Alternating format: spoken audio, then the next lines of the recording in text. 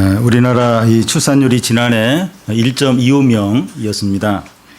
OECD 국가 중에서 꼴찌였고, 금년 이제 상반기에 이제 출산율은 더 최악인데 1.05명입니다. 이러다가 이 출산율이 1명 이하로 이제 내려갈 수도 이제 있습니다. 이런 낮은 출산율 때문에 전 세계에서 가장 먼저 사라질 이 나라 중에 첫 번째가 대한민국을 이제 꼽기도 합니다. 그래서 이 경기도의 한 도시의회에서는 이 출산율을 높이기 위해서 셋째를 낳으면 1억 원을 주겠다 이런 의견이 나왔다가 부결이 되었습니다.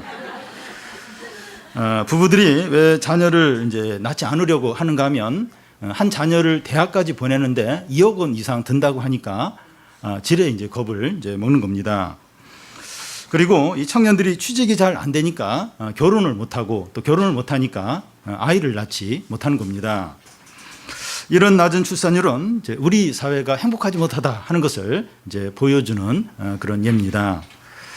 최근에는 뭐 계란도 먹을 수 없고 또 생리대도 문제가 있고 물가는 너무 오르고 대학 입시 제도는 더 혼란스럽게 되었고 북한에서는 미사일을 계속 쏘아대고 또 사드 문제로 중국과의 관계에서 경제적인 큰 손실이 있고 뭐가 하나 제대로 되어 있는 것이 없는 것처럼 보입니다.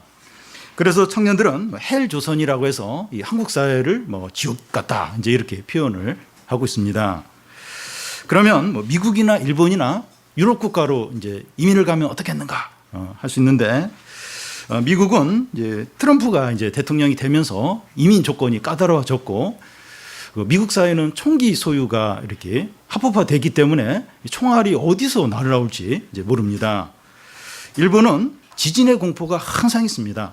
잘 때 머리 위에 안전모하고 손전등을 항상 놓고 잘 정도로 지진의 공포가 있고 유럽 국가들은 테러가 언제 어디서 일어날지 몰라요. 특히 휴양 도시가 거기 가서 쉬어야 되는데 언제 뭐 이 차량 테러가 있을지 모르는 그런 불안한 곳이 되었습니다. 사람들은 행복하고 싶어 하는데 행복하지 못합니다. 사람들이 행복하기를 원하고 또 축복받기를 바라는 것은 이상한 것이 아닙니다. 하나님이 우리를 부르신 목적도 축복하기 위해서입니다. 하나님 이스라엘 백성들을 애굽에서 이렇게 이끌어내시는데 축복을 주려고 이끌어내셨습니다. 지금 이스라엘 백성들은 이제 가나안 입성을 앞두고 모압 평지에 있습니다. 모세는 우리가 살펴본 그 12장부터 26장까지 율법에 대한 가르침을 마쳤습니다. 27장과 오늘 살펴볼 28장에서는 이스라엘 백성들이 가나안에 들어가게 되는데 어떻게 하면 하나님의 축복을 받을 수 있을까? 또 하나님의 축복이 얼마나 놀라운가, 얼마나 엄청난가 하는 것을 말씀합니다. 사람들은 다 행복하기를 원하지만 이 행복하지 못하는 이유가 행복을 추구하기 때문입니다. 행복은 추구한다고 얻어지는 것이 아니라 주어지는 거예요. 돈을 얼마나 벌면 또 저 자리에 올라가면 또 저 사람과 결혼하면 또 그곳에 여행하면 얼마나 행복할까 이렇게 생각을 해서 막 노력을 해서 그 목표를 이뤘는데 거기 가보니까 행복은 없는 겁니다. 진정한 행복은 하나님이 주시는 것이기 때문입니다. 먼저 하나님의 모든 축복을 받는 비결이 뭔가 하는 겁니다. 1절을 보면 내가 내 하나님 여호와의 말씀을 삼가 듣고 내가 오늘 내게 명하는 그의 모든 명령을 지켜 행하면 내 하나님 여호와께서 너를 세계 모든 민족 위에 뛰어나게 하실 것이라.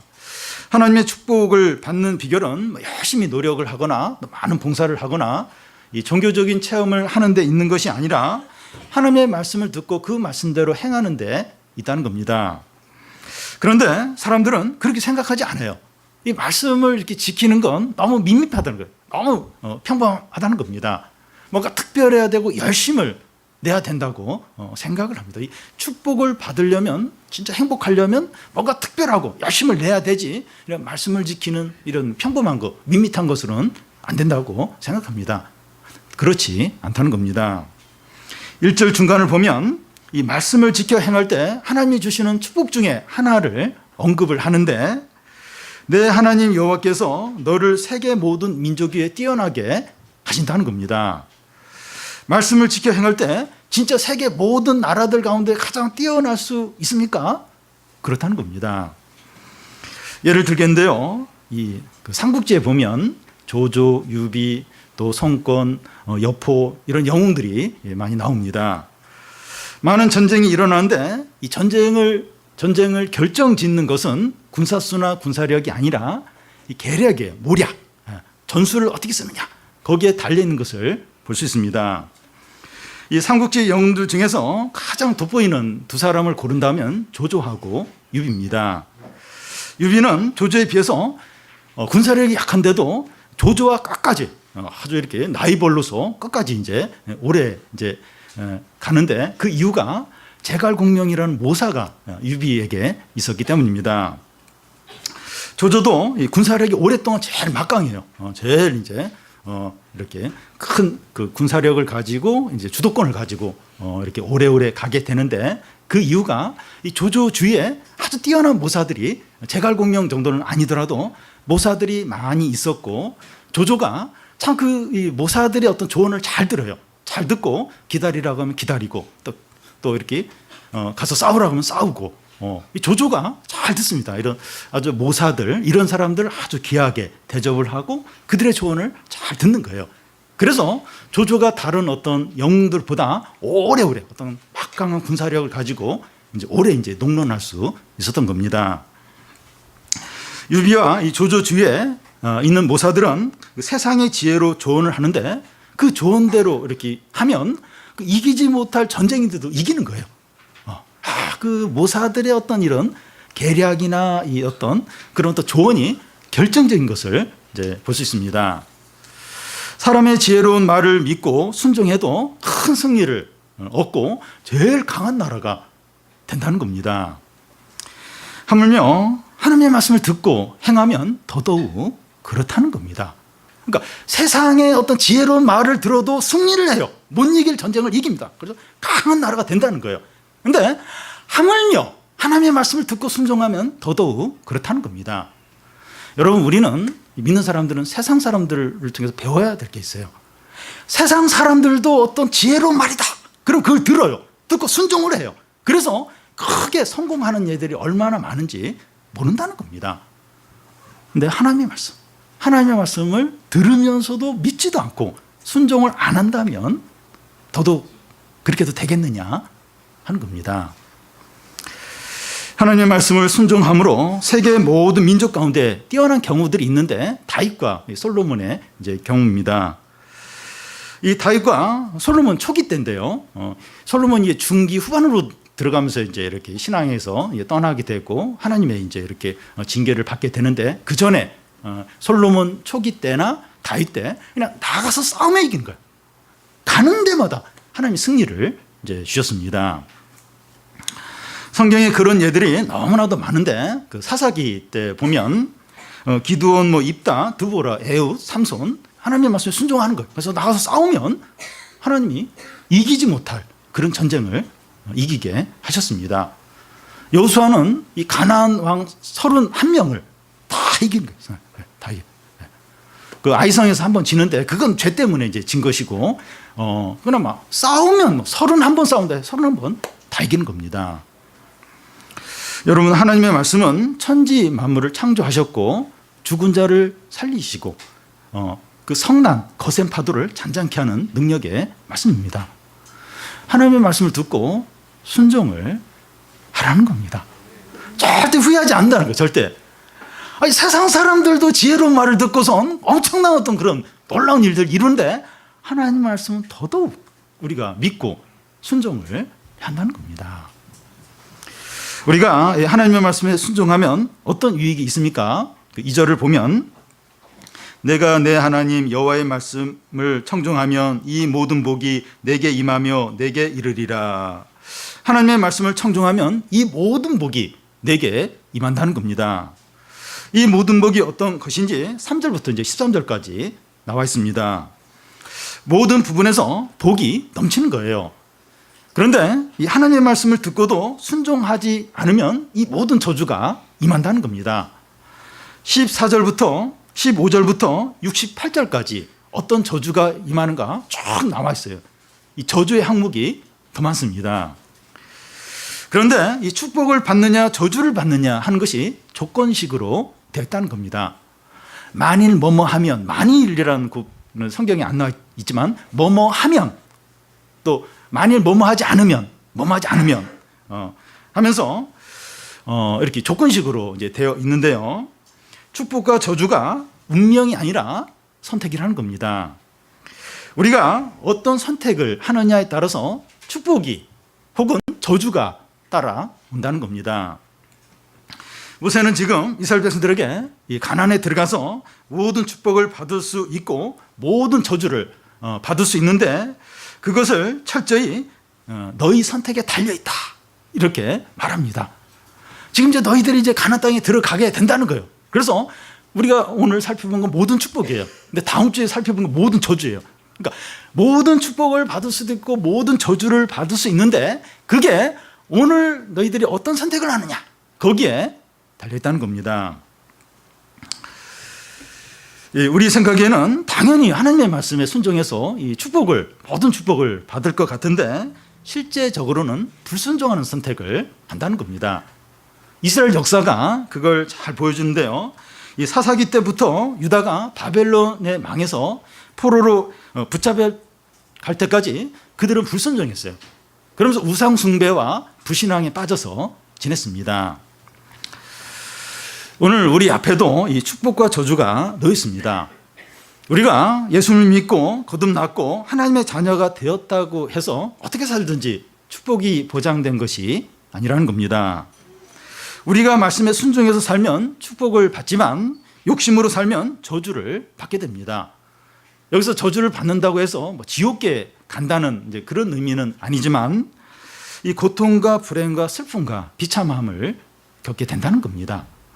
우리가 이제 예수 믿고 거듭났기 때문에 어떻게 살아도 하나님이 막 무조건 축복을 하고 막 모든 좋은 일이 있고 그게 아니라는 거예요. 우리가 이제 말씀에 순종하면 축복을 받지만 욕심으로 살면 저주가 임한다는 겁니다. 그래서 지옥에 간다는 건 아니에요. 우리가 말씀에 불순종한다고 해서 지옥에 가는 건 아니지만 고통과 불행과 아픔과 슬픔을 겪으면서 살게 된다는 겁니다. 우리는 당연히 이 말씀에 순종하는 이 선택을 할 것 같은데 실제로는 불순종의 선택을 할 때가 얼마나 많은지 모릅니다. 현재 우리의 삶에 기쁨과 풍성함과 은혜와 평안이 없다면 이 말씀에 순종하고 있는지 한번 돌아보시기 바랍니다. 왜 나에게는 이런 풍성함들, 어떤 기쁨들, 이런 평안들 왜 이게 없을까? 내가 지금 말씀에 순종하고 있는지 한번 돌아보시기 바랍니다. 머리로는 말씀에 이제 순종해야 된다고 하면서 실제로는 불순종할 때가 많다는 겁니다. 한번 이렇게 보십시오. 한번 우리 삶 지난 한 주를 한번 돌아보시기 바랍니다. 이렇게 당연히 말씀에 순종해야지. 그렇게 해야지. 그래서 축복받지. 근데 그렇게 머리로는 생각을 하는데 실제로 우리가 어떤 선택을 하는지 한번 보십시오. 여러분, 이 신앙생활이 신비롭고 비밀스럽고 환상적이라기보다는 보편적이고 실제적이고 현실적입니다. 어떤 사람들은 자꾸 체험받는 그걸 굉장히 중요시, 자신의 감정, 기분을 굉장히 중요시 여기는 분들이 있습니다. 그래서 신앙생활을 너무 환상적이고 너무 신비스럽고 비밀스러운 그런 걸로 이제 생각을 하는데, 물론 신앙에 그런 부분이 있어요. 근데 신앙생활은 그런 부분보다도 실제적이고 보편적이고 현실적이라는 겁니다. 매일 매순간 하나님의 말씀을 듣고 믿고 순종할 때 축복을 누리게 된다는 겁니다. 그래서 나는 어떤 경험을 했고 내 감정이 굉장히 지금 흥분되어 있고 그것보다도 지금 이렇게 말씀에 순종하고 있는지, 말씀대로 살고 있는지, 그렇게 해야 하나님의 모든 축복들, 은혜들, 평안들, 기쁨을 누리게 된다는 겁니다. 여러분, 이 하나님의 축복이 얼마나 놀랍고 풍성하고 엄청난지 모릅니다. 여러분, 하나님 너무 크세요. 너무 크십니다. 하나님 온 우주 세상 만물을 다 지으신 분이에요. 그래서 하나님의 은혜, 축복도 너무 많아요. 너무나도 엄청납니다. 이 3절에서 6절까지 보면 성읍에서도 복을 받고 들에서도 복을 받을 것이며 내 몸의 자녀와 내 토지의 소산과 내 짐승의 새끼와 소와 양의 새끼가 복을 받을 것이며 내 강주리와 떡반죽 그릇이 복을 받을 것이며 내가 들어와도 복을 받고 나가도 복을 받을 것이니라. 여기 성읍은 집을 말하는데 집 안에 있을 때도 복을 받고 들에 나가도 복을 받고 또 내 자녀들도 복을 받고 내가 농사를 지으면 그 이 농산물에도 복을 받고 가축들과 그의 새끼들까지도 복을 받고 강주리와 떡 반죽 그릇도 복을 받고 네가 나가도 복을 받고 들어와도 복을 받고 너의 전 삶에 있어서 하는 모든 일에 있어서 너의 모든 소유에 하나님의 넘치는 축복이 있다는 겁니다. 7절부터 이제 13절까지는 좀 더 구체적으로 이 축복이 얼마나 풍성한가 하는 것을 보여줍니다. 이 7절을 보면 이 적군들이 너희를 대적하려고 왔을 때 여호와께서 그들을 패하게 하셔서 그들이 한 길로 공격하러 들어왔는데 7길로 혼비백산에서 도망을 칠 것이라고 말씀합니다. 북한이 이제 핵무기를 가지고 있고 미사일을 계속 바다에 이제 쏘면서 우리를 위협하는데 우리가 말씀에 순종을 하면 하나님이 뭐 핵무기 또 미사일 이런 걸 다 패하신다는 겁니다. 이 8절에 보면 내 창구와 내 손으로 하는 모든 일에 복을 내리신다고 하고 또 12절에 보면 너를 위하여 하늘에 아름다운 보고를 여시사 땅에 때에 따라 비를 내리시고 내가 많은 민족에게 꾸어줄지라도 너는 꾸지 아니할 것이라고 말합니다. 경제적인 이제 풍요를 이제 말하는데 우리나라가 지금 경제적으로 많이 어려워요. 많이 좀 힘든데 우리가 말씀에 순종하면 이런 경제적인 부분도 책임져 주신다는 겁니다.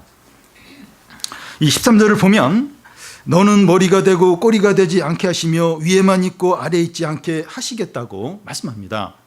이 말씀은 이 크리스찬 청소년이 공부를 하나도 안 해도 상위권에 계속 있겠다 이런 말씀의 의미가 아닙니다. 그러니까 이런 말씀을 그렇게 적용하는 사람이 있어요. 그러면 참 이 신앙이 우스운 게 돼요. 이 기독교가 참 비상식적인 상식 이하의 것이 되는데 그런 의미가 이제 아닙니다. 이 말씀의 의미는 그 예수님이 이제 믿는 자들을 이제 등불 비유로 이제 말씀하셨는데 등불은 침대 밑에 두도록 존재하는 것이 아니라 이 높은 곳에 두어서 사람을 비추게 한다고 하시면서 너희는 등불이다 이렇게 말씀을 하셨습니다.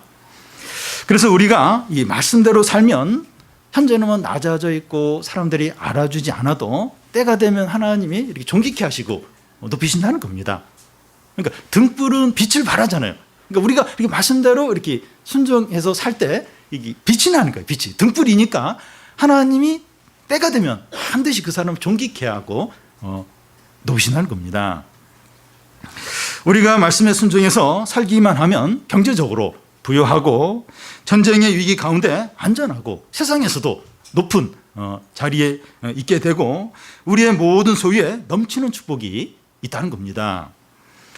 그런데 우리의 현실에서 실제로 그렇습니까? 한번 생각을 해보시죠. 우리가 이제 말씀에 순종하면 이렇게 이런 모든 축복이 임하는데 실제적으로 현실에서 그렇습니까? 지금 우리가 경제적으로 부유합니까? 연봉도 이렇게 높고 고액 연봉을 받고 또 사업이 잘 돼서 매출이 지금 많이 나오고 있습니까? 청소년들은 지금 상위권이에요. 우리 교회 청소년들 상위권입니까? 직장인들은 지금 승진이 잘 됩니까? 우리가 하는 모든 일이 다 잘 되고 있습니까?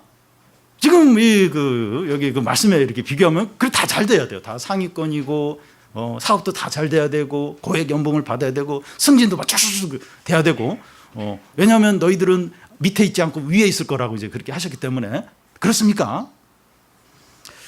그렇지 않을 수 있습니다. 그러면 우리가 이 말씀에 순종하지 않아서 그렇습니까? 이 말씀에 순종하면 이제 그렇다고 하는데 말씀에 순종을 안 해서 지금 그런 겁니까? 그럴 수도 있지만 순종을 해도 이렇게 안 그럴 수 있다는 겁니다. 그래서 여기서 이 축복이 무엇을 말하는지 이 축복의 개념이 뭔지 생각할 필요가 있습니다.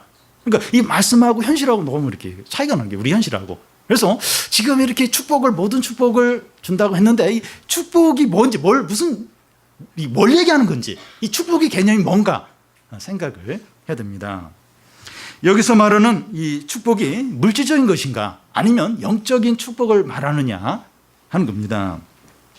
신명기에서는 이 축복을 물질적인 축복으로 지금 표현을 하고 있습니다. 뭐 이렇게 농산물도 하고 새끼들도 잘 되고 또 막 뭐 떡방죽 그릇에도 뭐 이렇게 하나님 복을 주시고 뭐 이렇게 항상 상위권에 있게 되고, 그러니까 어떤 물질적인 어떤 것으로 지금 표현을 하고 있습니다.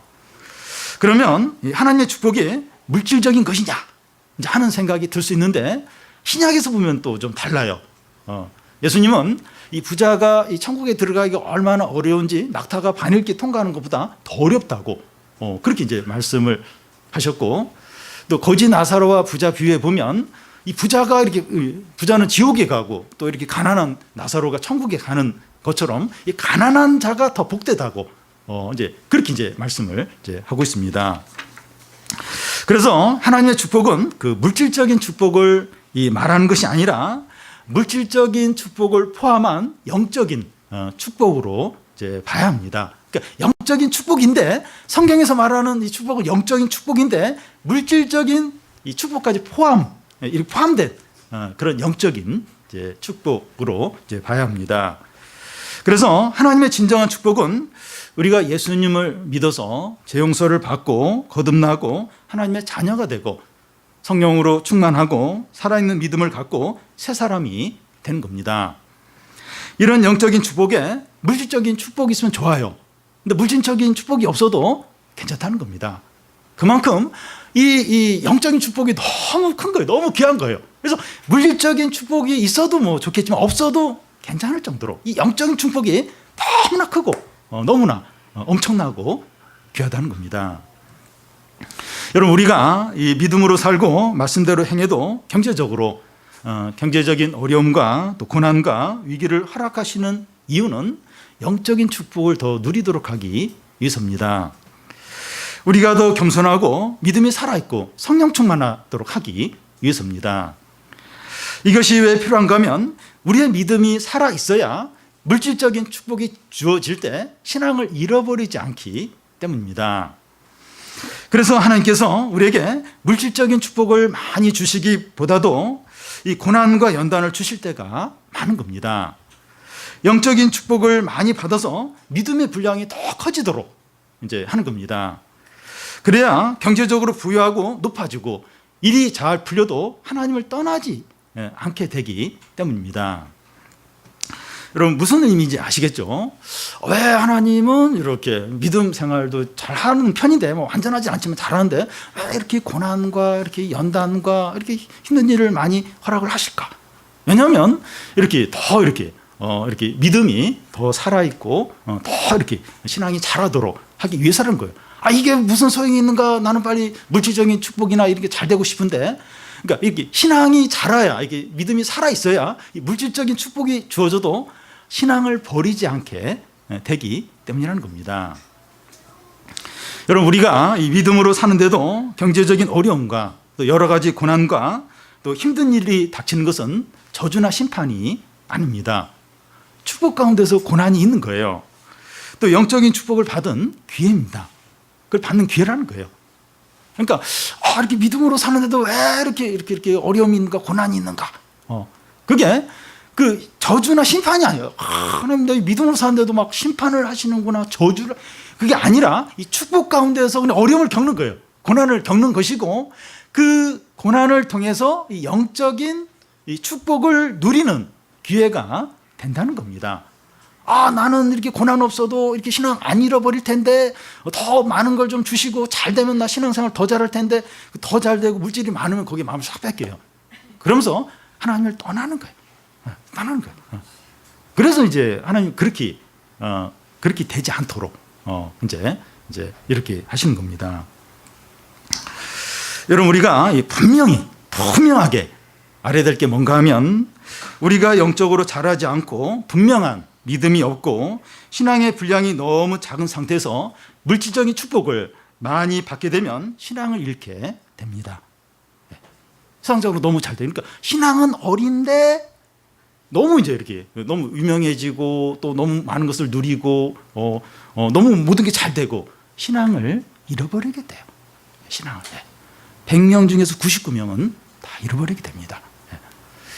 그래서 그 외국의 어떤 큰 부자는 자녀들에게 이제 이렇게 유산을 물려줄 때 몇 살 이렇게 나이대까지는 얼마 이상 이렇게 주지 않도록 그리고 법적으로 다 이렇게 해서 이제 어린 나이에 너무 거액을 받지 못하도록 그렇게 막 유언과 법적인 어떤 장치를 마련해 놓은 이제 그런 경우가 있는데, 그러니까 어린 나이에 너무 많은 돈, 청소년인데 막 100억을 이제 유산을 받은 그걸 써도 된다. 공부하겠어요? 공부를 왜 해요? 그 돈 가지고 뭐 하겠습니까? 그런 거 막 유혹을 절제하고 이렇게 뭐 또 과학이나 또 어떤 세계를 인류를 위해서 봉사하고, 물론 그런 사람들 1000명 중에 1명 있을 겁니다. 근데 대부분은 그 많은 돈 가지고 청년인데 뭐 20억을 누가 부모가 물려주고 건물 한 채를 이거 네 거다. 청년인데 뭐랄까 뭘 절제하면서 뭔가 좀 의미 있는 그런 삶을 살기가 너무나도 어렵다는 거예요. 그래서 하나님은 절대 그렇게 안 하신다는 겁니다. 살아있는 믿음이 자라기 전에, 또 믿음의 분량이 커지기 전에, 분명한 신앙을 없는데도 막 그런 물질적인 축복 잘 되는 일을 해가지고 신앙을 잃어버리도록, 하나님을 떠나도록, 하나님 아버지는 절대로 그렇게 안 한다는 거예요. 세상에서도 생각 있는 부모는 그렇게 안 한다는 거예요. 그 젊은 나이에 애를 위해서 막 엄청난 거액을 이제 물려주고 애 이제 타락시킨다. 젊은 사람들 이렇게 버리는 거죠. 버리는 겁니다. 세상 사람들 그렇게 안 한다. 하나님 아버지는 더더욱 그렇게 안 하신다는 겁니다. 여러분, 우리가 변하고 새롭게 되고 믿음이 자라면 자랄수록 하나님께서 물질적인 축복을 주는데 머뭇거리지 않습니다. 아낌없이 넘치도록 주십니다. 믿음의 분량이 너무 큰 거예요. 그러니까 아무리 막 물질적인 축복을 주고 막 높이고 일이 잘 돼도 뭐 신앙이 요동이 없어요. 다 신앙이 그걸로 그것들을 다 소화하고 그러면서 믿음을 지키고, 하나님이 뭘 이렇게 아까워하시겠습니까? 우리 뭐 요셉이나 다윗이나 다니엘 보면서 그 사람들은 막 국무총리도 되고 막 엄청 했는데 왜 하나님은 나에게 똑같은 믿음 가지고 있는데 왜 나한테 이렇게 안 하실까? 우리는 이제 요셉을 보면서 국무총리 된 걸 굉장히 부러워해요. 다니엘도 보면 막 그렇게 막. 근데 그만한 고난과 그만한 믿음이 있느냐 하는 거예요. 하나님 믿음 보시고 축복을 주시는데 우리는 막 그 잘된 것만, 그 결과만 보면서 막 그렇게 되고 싶은데 왜 그렇게 안 해주실까? 하나님 우리를 사랑하세요. 사랑하니까 신앙을 잃어버리지 않도록, 하나님을 떠나지 않도록 적당하게 그 믿음의 분량에 맞게, 아니면 막 이렇게 그 믿음마저도 약하니까 좀 더 연단을 시키죠. 좀 더 이렇게 어려움을 주셔서 더 분명하게, 더 겸손하게, 더 살아있는 믿음 갖도록 하나님 그렇게 하신 거죠. 그게 하나님 우리 미워하는 겁니까? 사랑하시는 거죠. 사랑하니까 그 귀한 이 신앙, 귀한 이 믿음을 잃어버리지 않도록 고생이 되더라도 하나님 그렇게 이제 하시는 거죠. 그래서 하나님의 넘치는 축복을 받기 위해서 우리가 지켜야 될 게 뭡니까? 그 14절을 우리 같이 한번 읽어보겠습니다. 내가 오늘 너희에게 명하는 그 말씀을 떠나 자로나 우로나 치우치지 아니하고 다른 신을 따라 섬기지 아니하면 이와 같으리라. 우리가 하나님의 말씀에 따라서 자로나 우로나 치우치지 않고 다른 우상들을 섬기지 않으면 하나님의 모든 축복을 누리게 된다는 겁니다. 우리가 어떻게 하면 하나님의 말씀에 순종할 수 있습니까? 다 이렇게 하는 말씀 지키고 싶어요. 순종하고 싶습니다. 그 순종하려면 전제돼야 될 게 뭡니까? 말씀에 대한 확신이에요. 이 말씀은 참되다, 영원하다. 이 말씀에 대한 확신이고, 그리고 하나님을 사랑해야 됩니다. 사랑해야 그 말씀대로 살 수 있게 됩니다. 오늘 우리에게 우리 앞에 축복과 저주가 놓여 있습니다. 그리고 운명적으로 되는 게 아니에요. 운명적으로 축복이 어떤 사람에게 주어지고 어떤 사람에게 저주가 그게 아니에요. 아주 현실적으로, 보편적으로, 실제적으로 내가 이 축복과 저주 가운데서 무엇을 선택하느냐, 내가 매일매일 하나님 말씀에 순종하느냐, 아니면 욕심으로 사느냐, 여기에 이 축복과 저주가 달려 있다는 겁니다. 우리가 이 하나님의 말씀에 대해서 절대적으로 확신하시기 바랍니다. 사람들도 또 이렇게 지혜로운 말에 확신을 해요. 자신의 모든 걸 맡겨요. 그래서 뭐 성공을 하기도 하고 뭐 실패하기도 하는데, 하나님의 말씀에 더더욱 절대적으로 확신을 하는 겁니다. 그리고 하나님을 전심으로 사랑하는 겁니다. 그래서 매일 매순간 이 하나님의 말씀에 순종하는 거예요. 말씀을 지키는 거예요. 그래서 하나님의 모든 축복을 받는 겁니다. 방금 전에 우리 청년들 이렇게 기도 제목을 이야기하는데 참 너무 귀하지 않습니까? 자신들의 신앙과 믿음을 위해서 기도해 달라고. 주로 그런 내용이에요. 그런 기도 제목을 이제 말했는데, 우리 청년들이 열정이 있어요.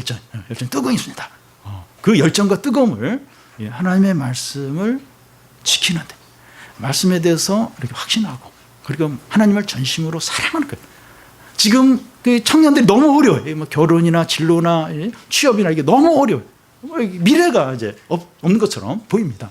이런 가운데서 하나님의 축복이 얼마나 필요한지 몰라요. 그래서 한번 이 어떤 이 열정이나 이 어떤 그 마음을, 우리 어떤 이걸 어디 쏟아야 돼요. 쏟을 곳이 있어야 됩니다. 쏟을 필요가 있어요. 근데 다른데 엉뚱한데 쏟는 게 아니라 하나님의 말씀을 지키고 순종하고, 말씀에 대한 확신을 가지고 주님을 전심으로 사랑함으로 한번 그렇게 해보는 겁니다. 해일 조선이라고 하는데, 우리 사회에서 내가 이렇게 믿음으로 살 때 어떤 일이 일어날까? 하나님이 어떻게 역사하실까? 하나님이 어떤 승리를 주실까? 어떤 응답을 주실까? 진짜 하나님이 살아계시면 어떻게 한번 역사하실까? 한번 해보는 겁니다. 우리 청소년들은 지금 대학 입시 어렵고 막 진로 문제 어렵고 한데, 한번 하나님 의지해서 한번 말씀대로 한번 살고, 말씀대로 순종하고, 하나님 사랑하고, 하나님이 이런 대학 입시 문제에서 어떻게 일을 하실까? 한번 기대를 해보는 겁니다. 그래서 우리가 절대로 이렇게 낙심하면 안 돼요. 우리의 믿음이 더 살아있고, 신앙이 더 자라고, 믿음의 분량이 더 커지도록, 지금 어려움을 통해서, 그러면 놀라셨죠?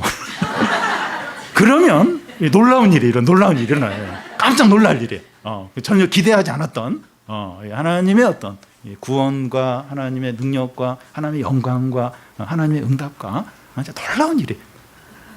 여기 보시죠. 우리 축복이, 나가도 축복을, 들어가도 축복을, 뭐 떡반죽 그릇, 뭐 가축도 새끼에도, 뭐 집에도, 뭐 들에 나가도 막 모든 복, 뭐 넘치는 모든 소유에 대한, 하나님 진짜 그렇게 하시는가?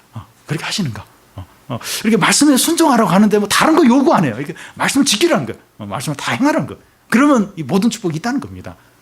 한번 이걸 믿고 우리가 순종함으로 좀 하나님이 주시는 은혜들, 풍성함들, 승리들, 기쁨들 다 누리는 우리 성도들이 되시기를 바랍니다.